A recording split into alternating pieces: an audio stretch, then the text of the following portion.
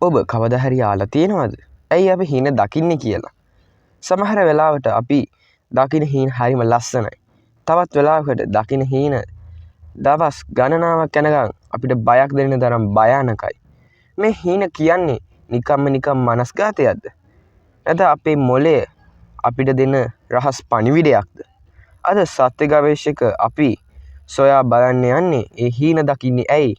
ඒක පිටිපස්සේ තියෙන සත්‍ය විද්‍යාත්මක සහ මනෝ විද්‍යාත්මක කරුණු මොනවද කියලා. එහෙනම් අද යන් අපේ වීඩියෝ එකට. විද්‍යාඥයින් පවසන විදිහට හීන කියන්නේ අපේ මොළයේ දත්ත ගබඩා කරන ක්‍රියාවලියක්.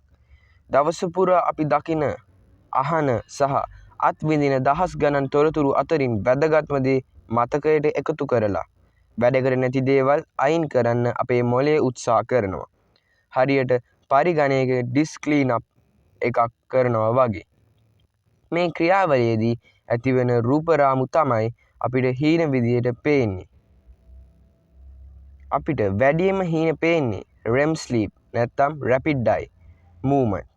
කියන්නේ නිින්ද අවදියේදී මේ වෙලාවේදී අපේ ඇස් පියවි තිබුණත් ඇස් ගෝල ඉතා වේගෙන් චලනය වෙනවා.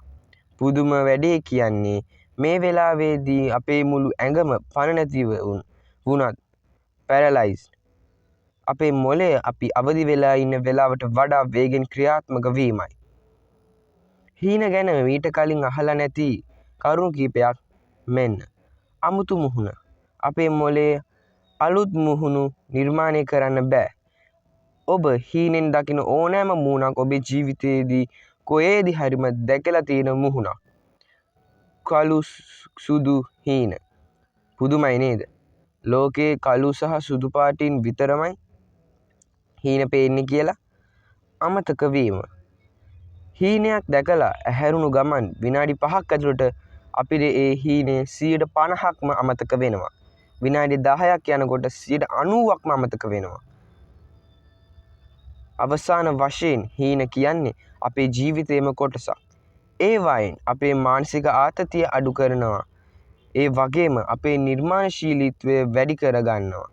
ඉතින් ඔබ දැකපු අමුතුම හීනෙ මොකද්ද? ඒක පහලින් කමෙන්ට් කරන්න.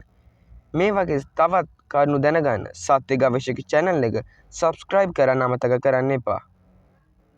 මම දේශාන්. නැවත හමු වෙමු. ස්තුතියි.